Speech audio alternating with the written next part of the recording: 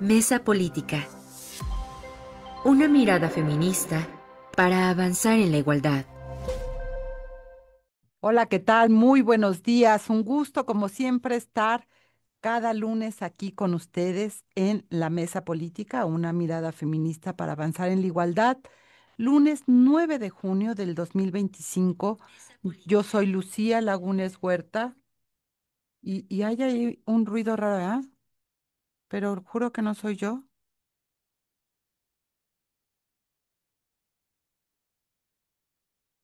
Estas cosas raras que pasan en la vida. Bueno, les decía, les decía, yo soy Lucía Lagunes Huerta. Me da muchísimo gusto que estén esta mañana aquí acompañándonos, como siempre, a Marta Tagle, Imelda Marrufo, Angélica de la Peña, que en esta ocasión no va a poder estar con nosotras porque en su Aguascalientes, en su estado natal, está acompañando a Marcela Lagarde, la doctora Marcela Lagarde, quien dará una conferencia por allá en aquel estado. Les deseamos a las dos que todo vaya muy bien. Y a la audiencia les recuerdo el número de cabina 5535084761. También recordar que nos puedes seguir a través de las redes sociales, ya sea en X y en Facebook como CIMAC Noticias. Y si se quiere comunicar con nosotras a través de las redes, puede usar los hashtags CIMAC Radio y Periodismo Feminista. Así que ahí están las vías de contacto. Y bueno, esta mañana vamos a hablar sobre un evento muy importante que va a tener, que va a ocurrir en la próxima semana, 17 y 18 de junio. El Estado mexicano va a comparecer ante el Comité de Expertas de la CEDAW. Y Imelda Marrufo, ¿qué significa esto para las mujeres, para el Estado mexicano y sus derechos humanos? Así que adelante con el tema. Eh, muy buenos días o tardes, noches, dependiendo de la hora que también nos sigan y nos escuchen. Lucía, queridísima Marta, equipa de CIMAC, es un gustazo siempre estar esta mañana con ustedes y por supuesto pedirle a nuestras compañeras de los diversos espacios que compartan y comenten en las redes sociales. Lucía, efectivamente, como lo señalas, México está próximo de sustentar el informe de la CEDAW. Y yo, si me permite, Lucía, para dar un poquito contexto, sé que algunas de las que nos siguen y nos escuchan lo conocen perfectamente, pero sé también que hay otros públicos, ¿no? De chavas, jóvenes y espacios que a lo mejor están apenas como entendiéndole qué es esto de la CEDAW, ¿no? Nada más así rapidísimo decir, recordarnos que la Convención para la Eliminación de todas las formas de discriminación es lo que nosotras consideraríamos o consideramos en el ámbito internacional de los derechos de las mujeres, nuestra Carta Magna. En ese contexto, digamos, esta convención, ¿ah? Tiene un comité integrado por expertas de los diversos países en el mundo, por 23 expertas, y en base a lo es mandatado por la propia convención, los países en el mundo cada 4 años están, digamos, obligados a rendir un informe, a presentar un informe y, por supuesto, digamos, este informe y estas recomendaciones que luego se emiten derivado de este informe, ¿no? Lo envían a los países y se pueden entender como recomendaciones locales, porque también hay recomendaciones generales. Entonces, bueno, ya con ese preámbulo, así rapidísimo, decirles que las recomendaciones de la CEDAW pues son jurídicamente vinculantes. Esto significa que México está obligado, por supuesto, a acatarlas y en ese sentido lo que quiero señalar, una vez dicho este panorama y este contexto general, es que Lucía, Marta, en México creo que una de las características importantísimas que tenemos el feminismo y el movimiento feminista es que hemos sido muy participativas en la presentación de informes alternativos. Toda vez que, si bien México tiene que presentar los informes, estos de los que acabo de mencionar, por supuesto que hay mecanismos para que también desde la sociedad civil, Lucía, podamos presentar, ¿no? Contrastar a través de lo que hemos llamado informes sombra o informes alternativos. Así pues, esto de lo que estamos hablando, Lucía, Marta, como sabemos, es que, digamos, dentro de los próximos días, del 15-16 de junio hasta los primeros de julio, digamos, sesiona el Comité de Expertas de la CEDAW y México sustentará el informe que ya mandó Lucía hace ya un par de años atrás. Inclusive en el mes de septiembre pasado, recordaremos, ¿no? Que presentamos varias organizaciones, también informes y preguntas de las cuales nos interesa que también el Comité de Expertas le hicieran al Estado mexicano. En ese contexto, Lucía, yo quiero comentarles que en esta ocasión la Oficina del Alto Comisionado de Naciones Unidas para los Derechos Humanos y nos informa, y lo podemos ver también públicamente, que hemos participado diversas organizaciones, redes, Lucía, con 41, con 41 informes alternativos. Entonces, en ese sentido, también decir que sabemos hoy lo que México estará diciendo, estará presentando, Marta, los próximos días. Yo solo para que también, Marta, tú puedas comentar un poco cómo has visto este panorama. Sé de cierto que el Estado mexicano informará sobre los avances legislativos. Y la senadora Malu Mitchell la semana pasada, apenas comentaba que un poco el planteamiento que irán a hacer desde el Congreso, ¿no? Desde el Senado, es todos los avances legislativos y poderlos presentar y, digamos, parte de la temática que desde el Estado mexicano versará.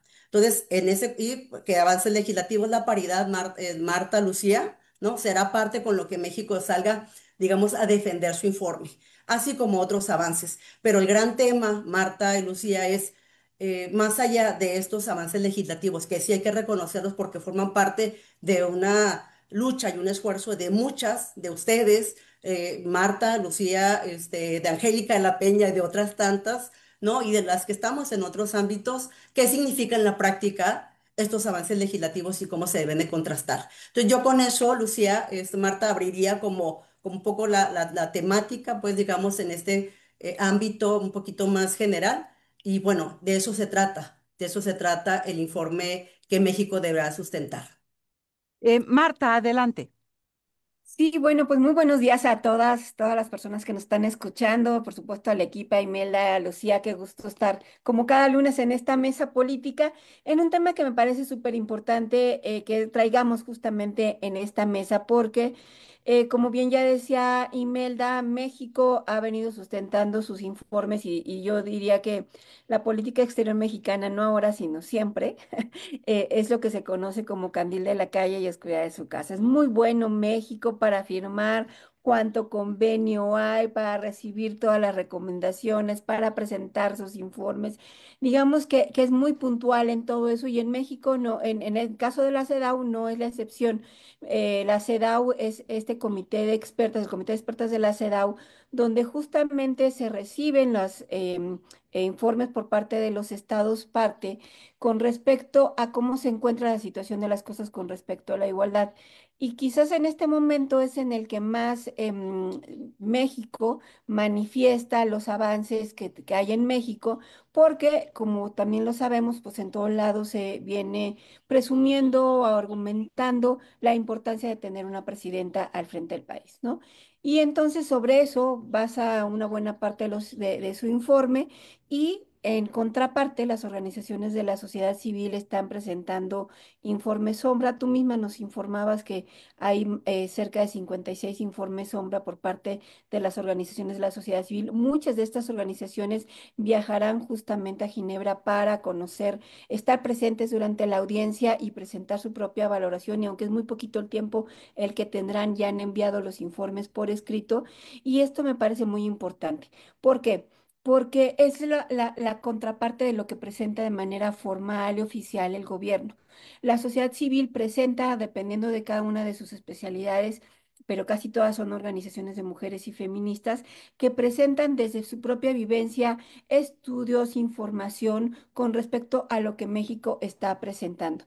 Y yo en este sentido quiero decirte que a mí lo que me viene preocupando desde la administración anterior y estamos viéndolo en esta administración con la presidenta Claudia Sheinbaum y que las organizaciones estarán presentándolo en sus informes, tiene que ver con un desmantelamiento de la política pública en materia de igualdad y para prevenir y atender la violencia contra las mujeres. O sea, se nos ha vendido aquí en México y en el mundo que se hizo una reforma por la igualdad sustantiva para reconocer las violencias en la Constitución, Investigación para darle el peso a las fiscalías, se creó la Secretaría de las Mujeres, pero en los hechos, si nosotros revisamos la política pública de manera muy particular, lo que está presupuestado, hay un desmantelamiento sistemático desde López Obrador y ahora para desaparecer todos los programas que tienen que ver efectivamente con promover la igualdad entre mujeres y hombres y para prevenir y atender las violencias contra las mujeres.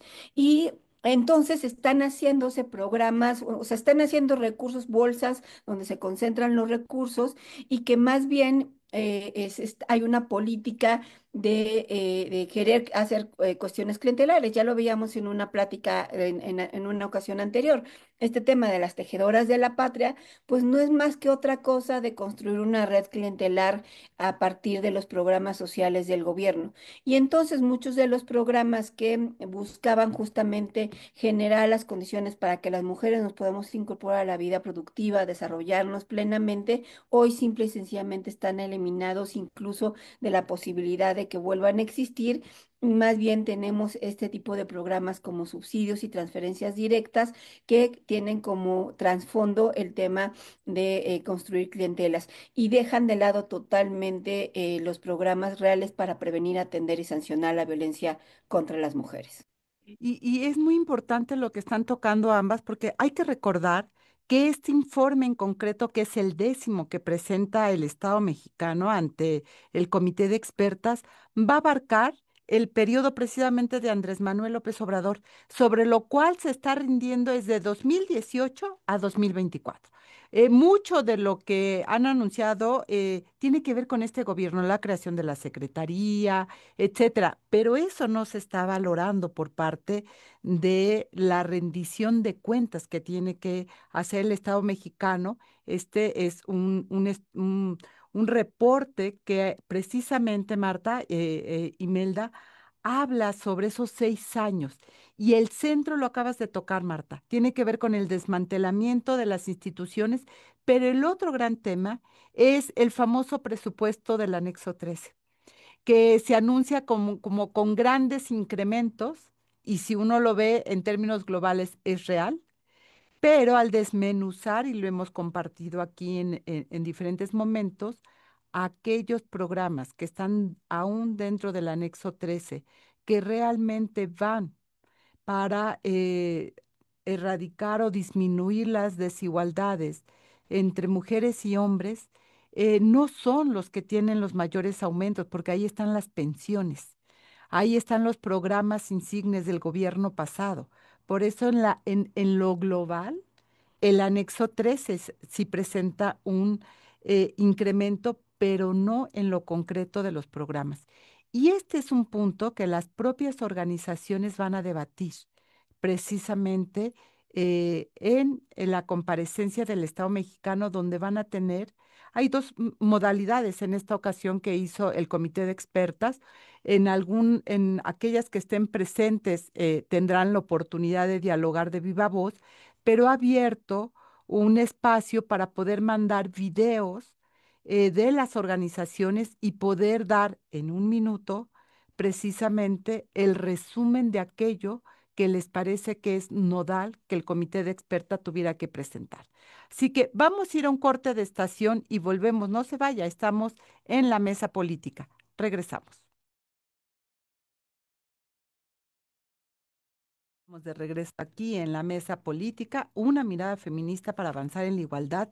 Recuerde que todos los jueves a las 11 de la mañana, a través de la frecuencia del 97.3 de FM, el NESA Radio SR transmite esta emisión de la mesa política, y así que les invitamos a que nos pueda acompañar. Y gracias a Marlene Galván porque hoy nos está poniendo música animada para iniciar la semana, ¿verdad? Acabamos de escuchar Fever de La Lupe y ahí vamos a seguir compartiendo con ustedes también la música. Imelda, temas nodales, porque son 7 temas que van a abordar en términos globales en esta rendición de cuentas: violencia contra las mujeres, precisamente mujeres privadas de su libertad es uno de los temas que ingresaron al final a petición también de lo que está pasando con este Ceferezo número 16 de Morelos, que pues que ha puesto la lupa también de lo que está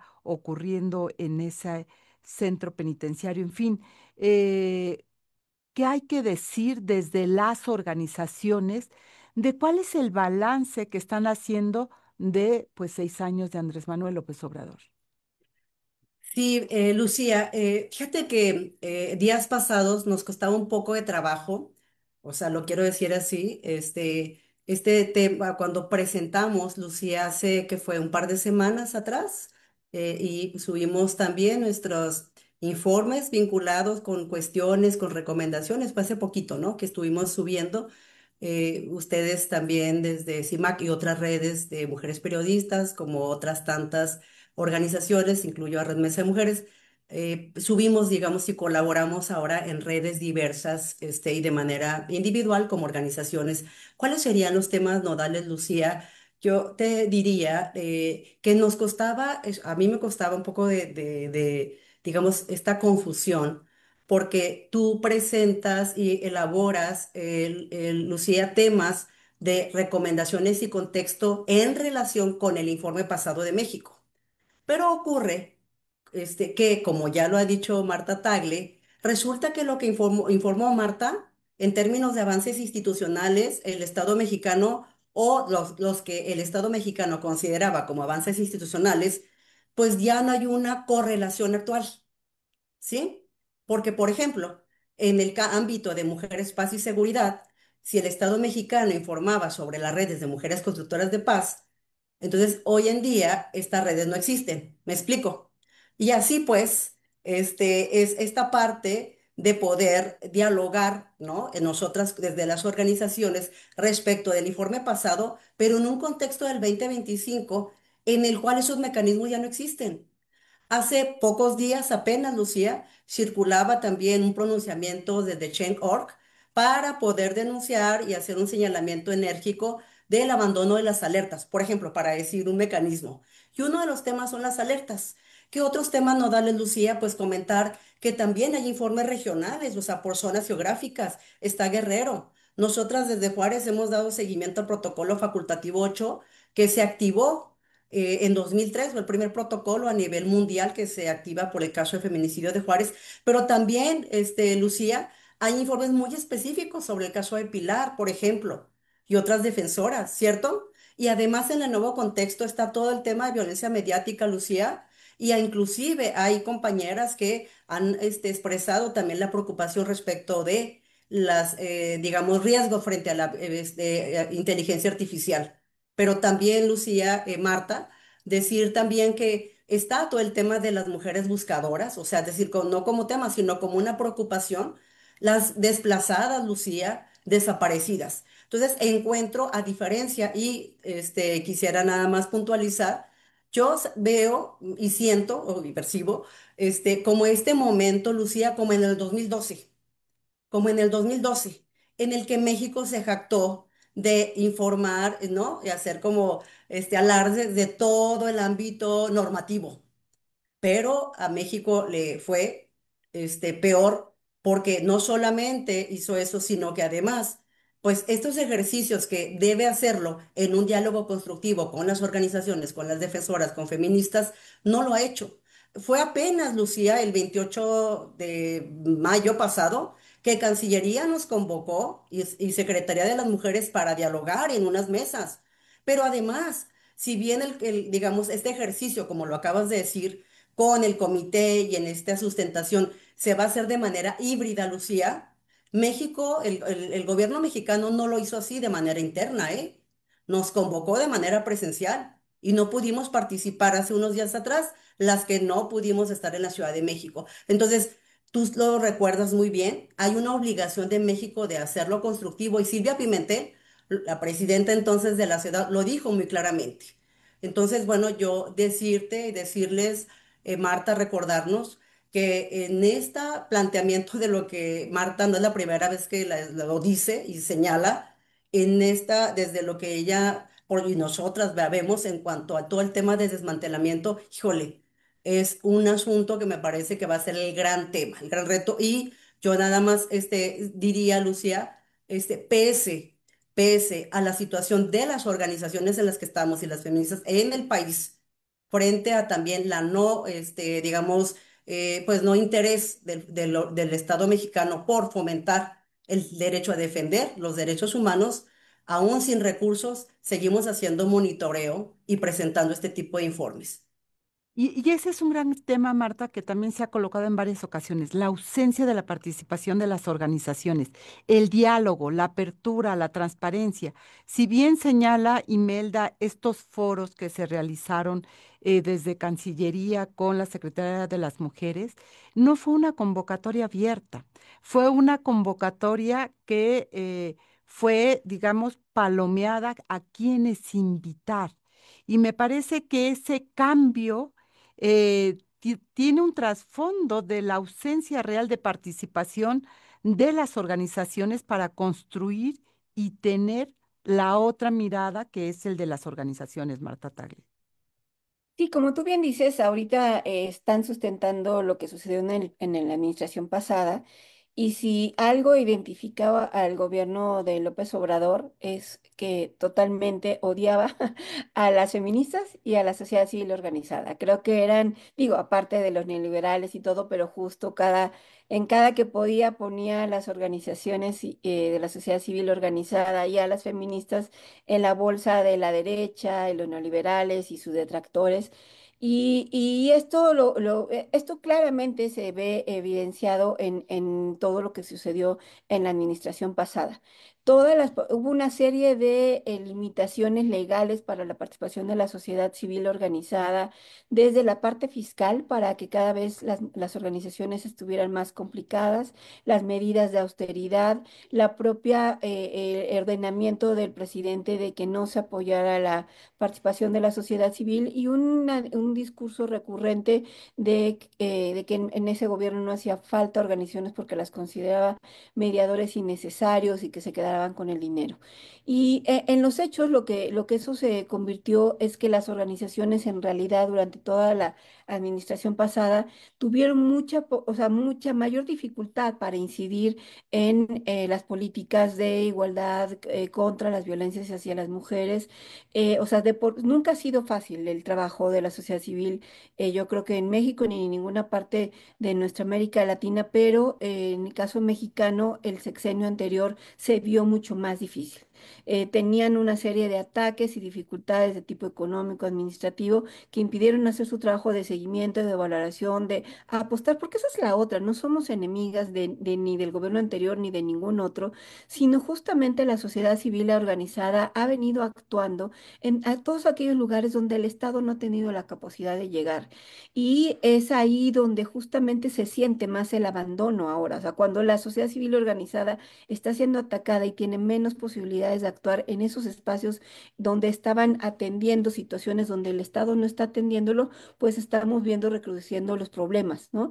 ¿Y de cuál hablaría yo de manera particular de los problemas que se recrudecen? Pues sin duda el de las violencias, porque México informa que se están disminuyendo las violencias, ¿no? Y tenemos un discurso de que la política en esa materia está funcionando, pero en los hechos podemos ver que las mujeres en el día a día siguen sufriendo situaciones de violencia de manera cotidiana, en su casa, en el trabajo, en el transporte, en todos los espacios, y que no encuentran medidas de atención. Yo misma ayer estaba buscando atender una situación de emergencia de una jovencita que le había golpeado la expareja, y te quedas ante la impotencia de que no hay manera como a dónde mandarla, atenderla, y está en situación de gravedad, porque ya hemos visto casos donde la expareja la termina matando.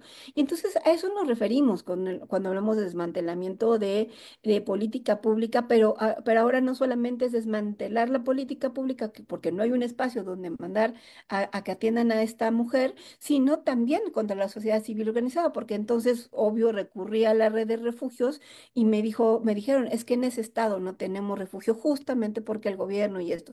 Y entonces te quedas, ¿y ahora qué hacemos con esta mujer? Lo que nos quedó fue recomendarla que buscar un lugar seguro, incluso un hotel, donde pudiera estar en esa noche a salvo y hoy en mejores horas buscar otras alternativas. Pero te estoy hablando de algo que sucedió anoche y es increíble que, o sea, todo esto sucede justamente por lo mismo, por desmantelar la política pública y porque a la sociedad civil organizada se le ha venido limitando en estos espacios y me parece que en este gobierno, como bien tú decías, pues solamente se invita a las organizaciones cercanas, a las mismas de siempre, a las que estarán presentando estudios y trabajos, pero, o sea, digamos que hay en ese sentido un cambio de tono, pero al final de cuentas no vamos a ver una enorme diferencia, porque además, pues ya no hay, como lo decíamos en otra mesa, ya no hay consejo consultivo, ya no hay consejo social, o sea, ya no hay mecanismos formales de participación de la sociedad civil para el diseño de la política pública y me temo que, pues los mecanismos que implementen, pues simple y sencillamente serán invitando a las organizaciones que consideren pueden ser más a modo de este gobierno.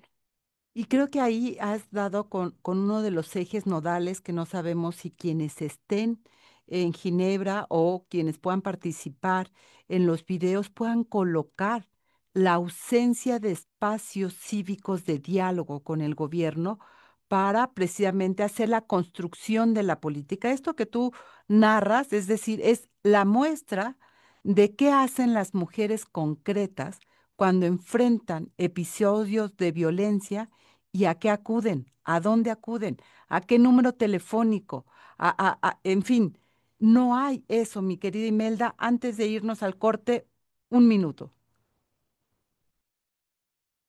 Tu micrófono, Imelda, tu micrófono.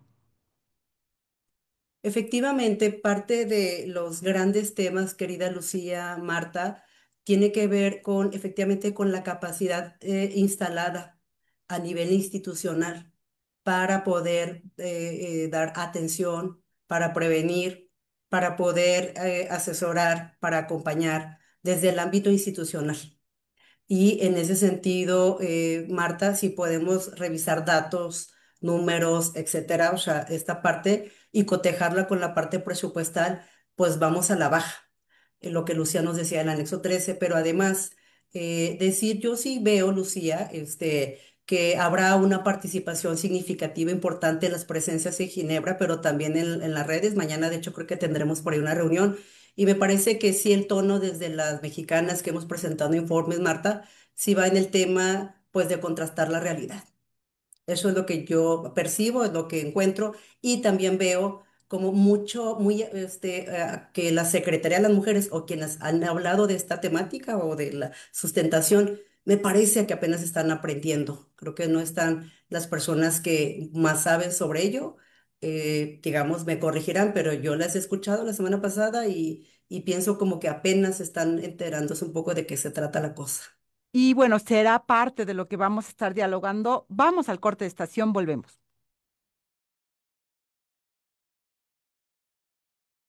Gracias, Antonia Luján, por estar también. Saludos a ti, Car. Buenos días, también saludos.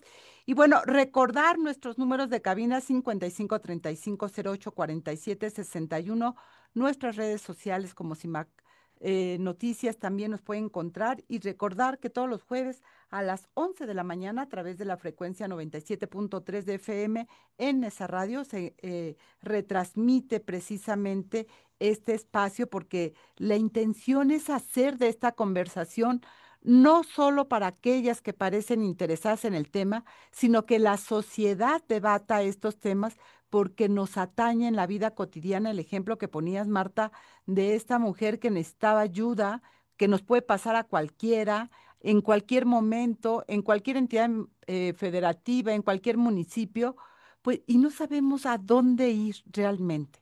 No sabemos a quién acudir ni cómo poder lograr que esa ayuda sea efectiva, porque creo que ahí está el tema en términos de los retos y que tenemos todavía.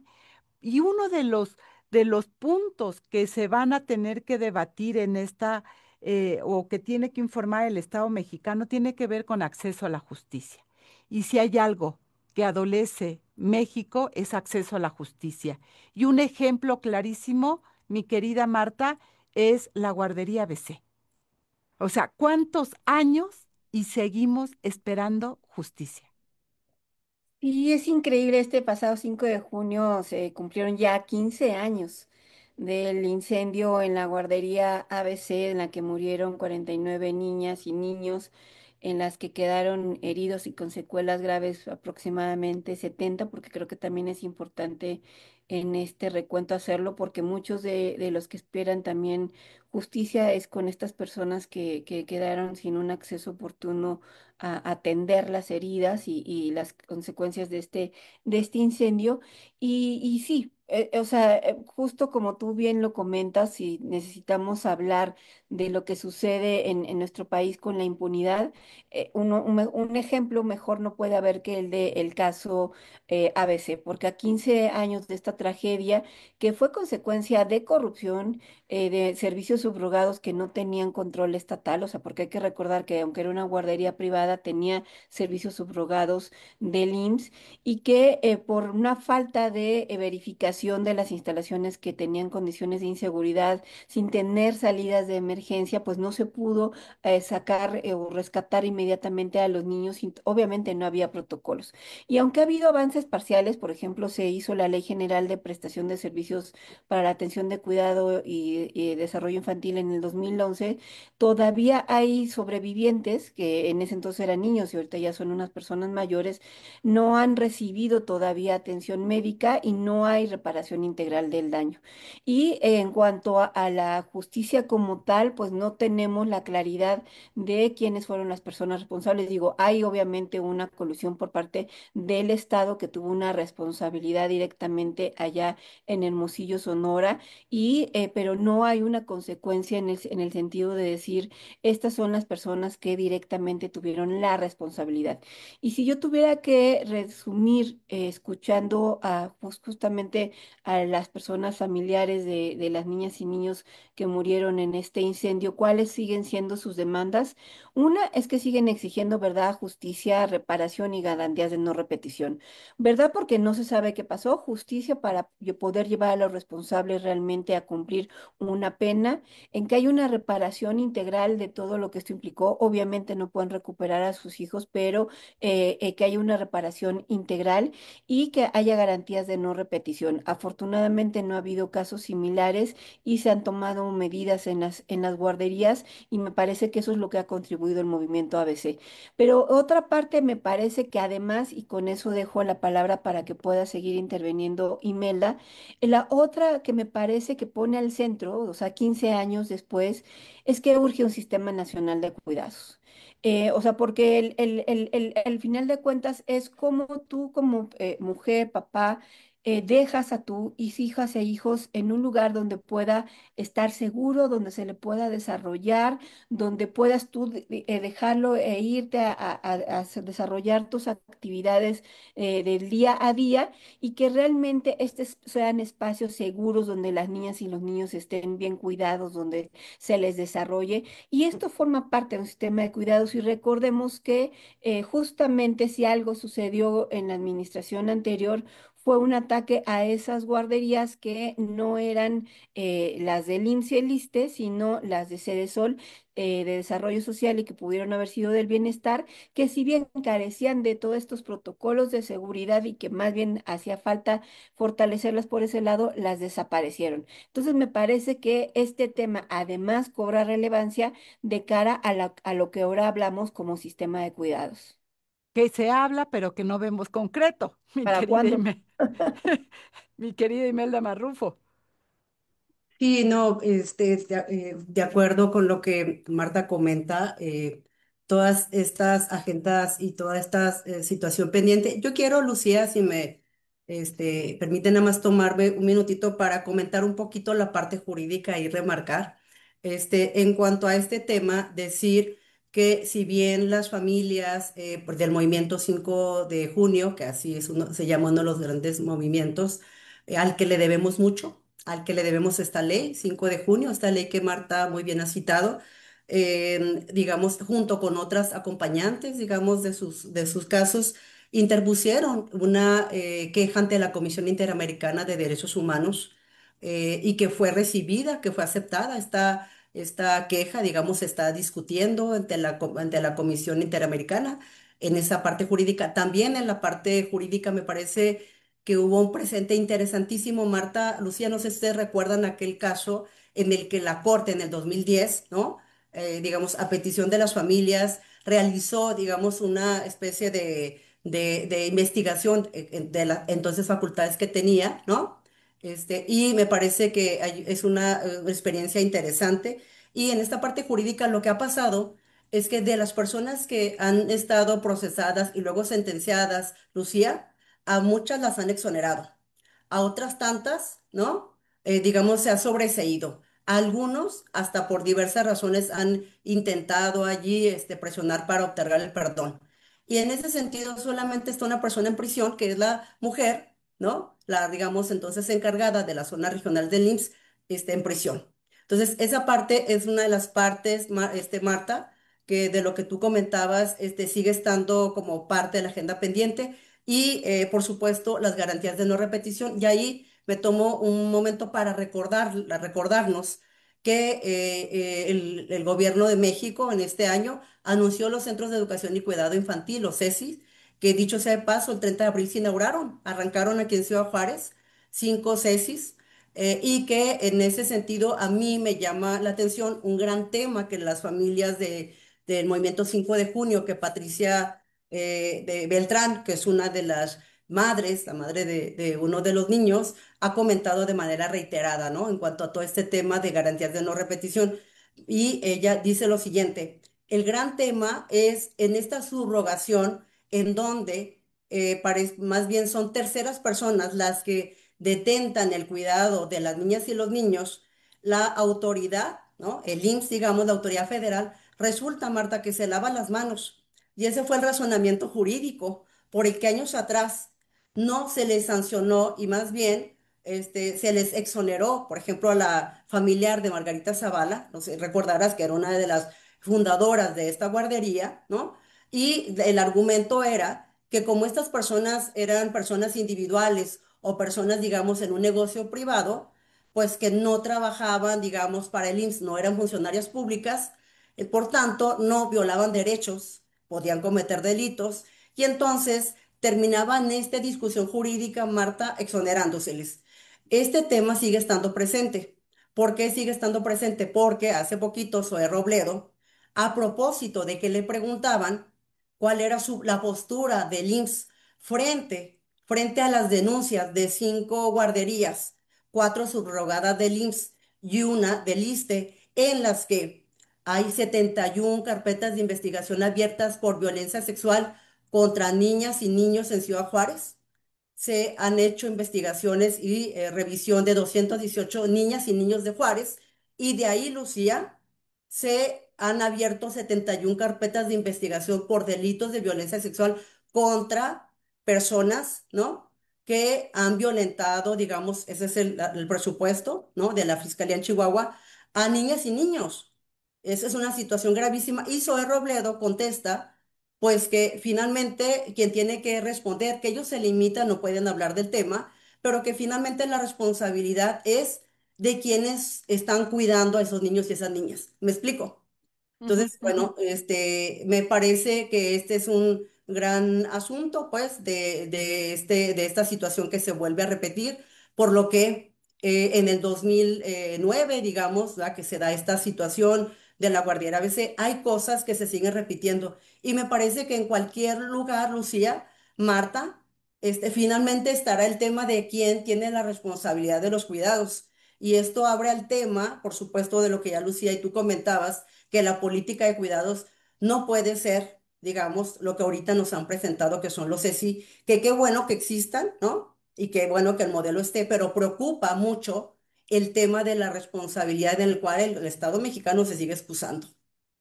Claro, ahí está, ahí has colocado un gran tema, es decir, eh, la cadena de responsabilidades involucradas en la tragedia de la guardería BC quedó a un lado. Y entonces, esto que tú colocas, se exonera, se deja a las personas y solamente una mujer, la responsable queda al frente de toda la responsabilidad. ¿Y qué pasa con el resto? de las personas involucradas en esa guardería. Y es lo que tú señalas, Marta. Las familias siguen denunciando verdad, justicia y reparación, porque no hay la claridad de lo que ahí ocurrió. Marta Tagle, una frase antes de irnos al corte de estación. Sí, que yo creo que es muy importante seguir retomando este tema justamente porque hay que entender qué son las medidas de reparación. Y las medidas de reparación van más allá, por ejemplo, de los pagos que de manera individual recibieron algunos familiares, porque sí el IMSS otorgó algunos pagos individuales, pero eso no es reparación integral del daño, porque como les decía, no hay manera de reparar la pérdida de un hijo o una hija de un lugar donde se supone que debe estar seguro. Entonces, ahorita hablemos un poco de estas medidas de reparación integral, regresando del corte. Y que tiene que ver también con la no repetición, ¿no? Y creo que lo que está colocando también Imelda de lo que ocurrió en Ciudad Juárez con estas carpetas de investigación nos están señalando los retos que todavía quedan. Vamos al corte de estación, volvemos.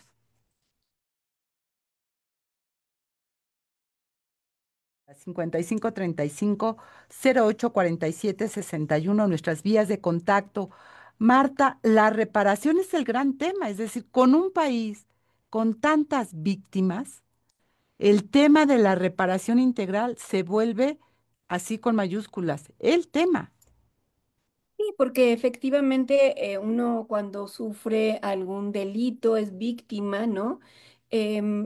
Quizás el propio dolor te impide ver qué es lo que te toca y muchas veces las demandas están centradas en el acceso a la justicia, en que se dé con el responsable y que pague la persona o personas responsables por el daño que te causaron. Pero esa es una pequeñita parte de lo que implica la reparación, ¿no? Porque cuando en este caso, como es el de la guardería de C, además se trata de un tema de violación de derechos humanos, porque es una situación donde se vieron involucradas muchas niñas y niños, donde además se trató de una institución en donde deberían estar cuidados los niños y había una obligación reforzada por parte de esta institución, pero además era subrogada por parte del Estado mexicano. Hay una serie de obligaciones y responsabilidades que el Estado tiene y por supuesto se convierte en una violación a los derechos humanos y las familias desde hace 15 años han venido exigiendo una serie de medidas de reparación integral que simple y sencillamente no se han cumplido. ¿A qué nos referimos? Pues por una parte, como te decía, hubo indemnizaciones económicas, pero estas fueron sin criterios de reparación integral ni hubo un reconocimiento pleno de responsabilidad, ¿no? Casi, casi que usted fírmele acá y olvídese de estar demandando y exigiendo más porque con esto se acaba nuestra responsabilidad de lo que tuvimos con ese incendio. Ha habido también, se les dio algunas medidas de atención médica y psicológica de carácter vitalicio, pero los propios familiares han hablado de que hay falta de calidad, de acceso oportuno, ya sabes, es engorrosísimo ir a las instituciones de seguridad social y por supuesto carencia de seguimiento a sus padecimientos. Y también ha habido una, digamos, permanente lucha para que se les reconozca formalmente como víctimas, porque algunos niños fueron reconocidos como víctimas indirectas para los efectos de servicios y apoyo, pero la atención ha sido fragmentada, burocratizada, tienen que andar los papás y mamás peleando porque esto sucediera y te digo, y además ya estamos hablando, me corregía muy bien Imelda de 16 años de esta tragedia y pues estos ya ni siquiera son niños, pero obviamente las secuelas están ahí. ¿Qué otro tipo de medidas de reparación? Por una parte, simbólicas y de memoria. Y como bien lo planteaba Imelda, es gracias a que las familias se organizaron aquí en México, en la Ciudad de México incluso hubo marchas, pintas, murales, etcétera, y que no dejaron de que esto se olvidara de la memoria lograron que se instalara el Día Nacional de las Personas Trabajadoras de las Estancias Infantiles justo el 5 de junio.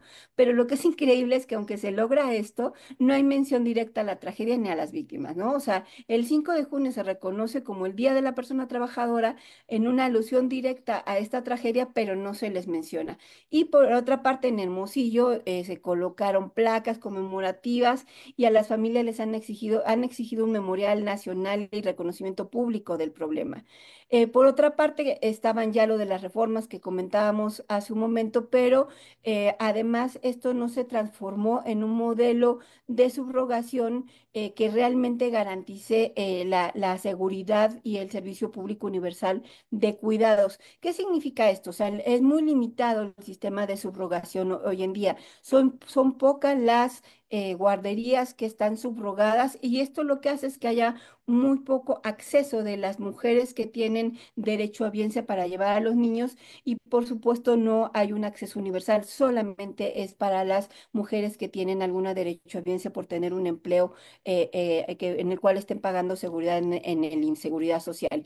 Y finalmente también recalcando lo que ya decía Imelda, la Corte también analizó en 2010 el caso, pero no emitió sanciones y hay procesos penales abiertos, pero no hay ninguna sentencia en firme. Y aunque se reabrieron recientemente las investigaciones, las familias pues dicen esto es más que lento, ¿no? Y por supuesto se ve inacción por parte de la Fiscalía General de la República.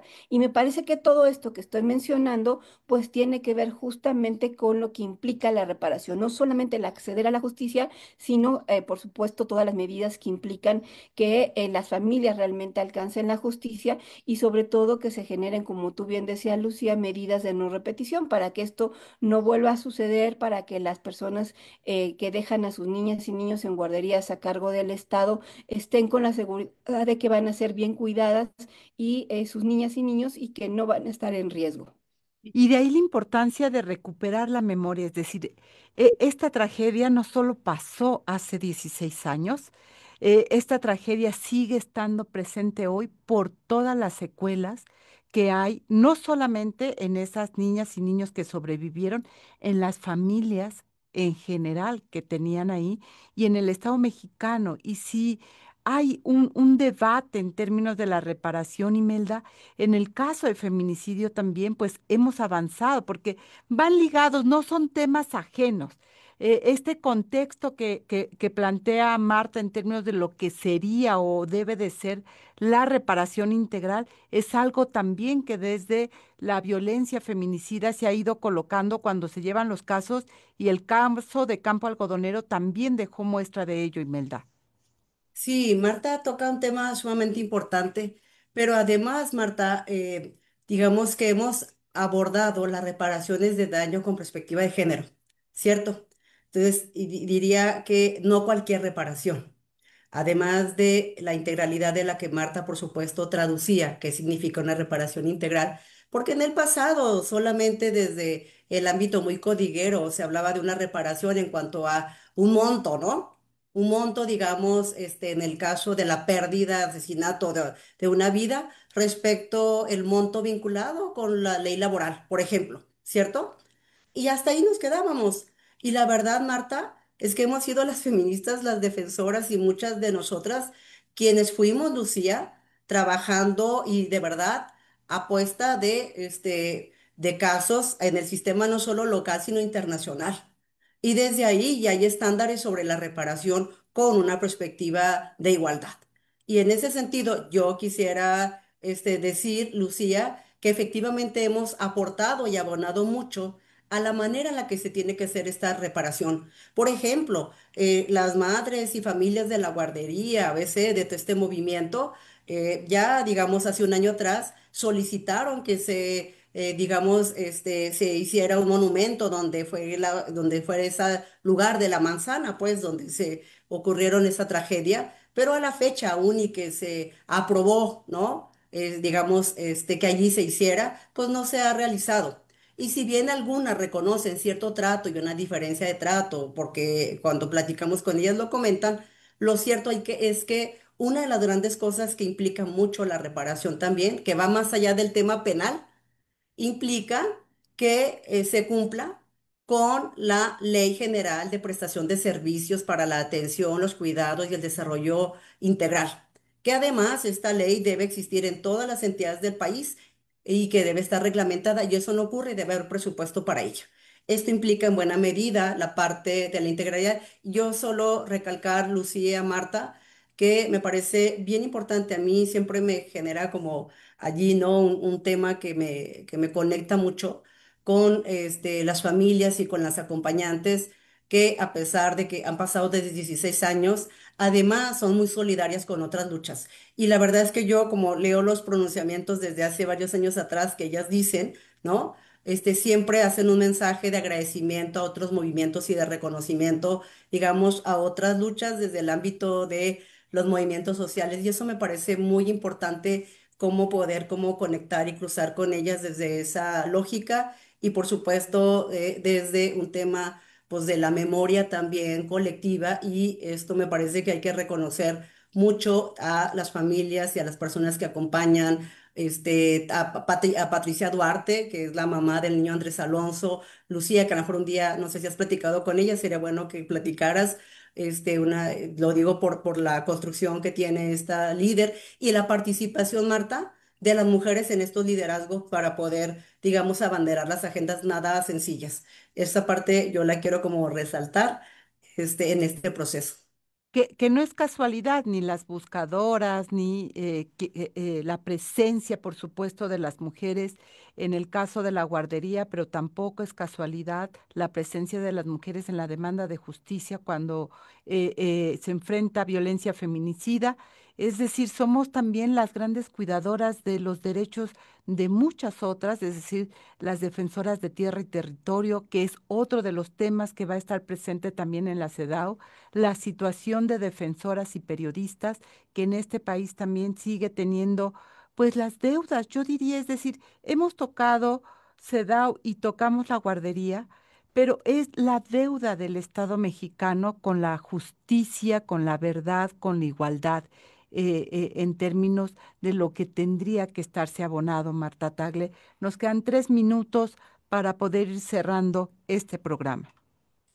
Sí, muy bien lo que dices, Lucía, porque, o sea, lo que queda en evidencia es que lo mismo la guardería ABC hace 16 años, como lo que estamos hablando de CEDAW en esta presentación del informe ante el comité de expertas, es que no importa el gobierno en el que esté ni la administración, o sea, desde ese tiempo a la fecha han pasado 3 partidos diferentes, ¿no? Y frente a todos ellos, las feministas, las mujeres organizadas demandando justicia, desde las madres de la guardería ABC, las buscadoras, la de los feminicidios, la de los niños huérfanos, ¿no? O sea, todas las mujeres que hemos estado demandando en todos los casos a los gobiernos que estén enfrente, nos hemos topado con la misma realidad, una indolencia, una burocratización, una falta incluso de hasta pelear el hecho de ser reconocidas como víctimas, ¿no? O sea, porque, por ejemplo, esta última discusión que se dio con respecto a las personas desaparecidas, de si son o no son desapariciones forzadas, o sea, hasta eso hemos tenido que estar batallando y no importa, o sea, al final de cuentas, que tiene que ver con un Estado que no está garantizándole a sus ciudadanas, que somos la mitad de la población, un poco más, el acceso pleno a sus derechos ni a la justicia cuando se suceden estas violaciones.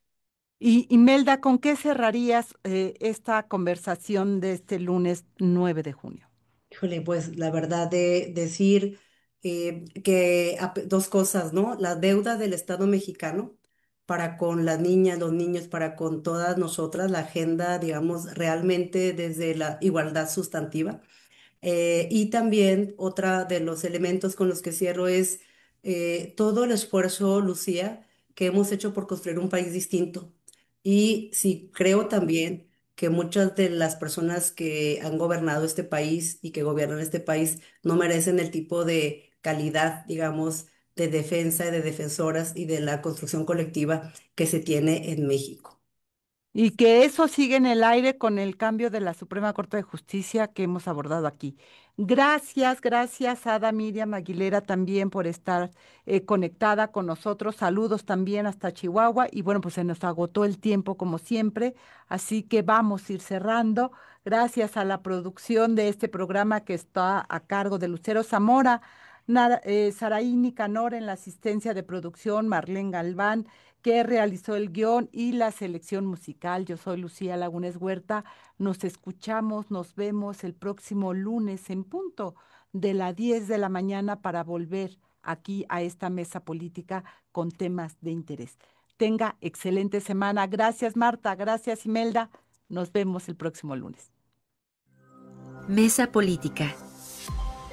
Una mirada feminista para avanzar en la igualdad.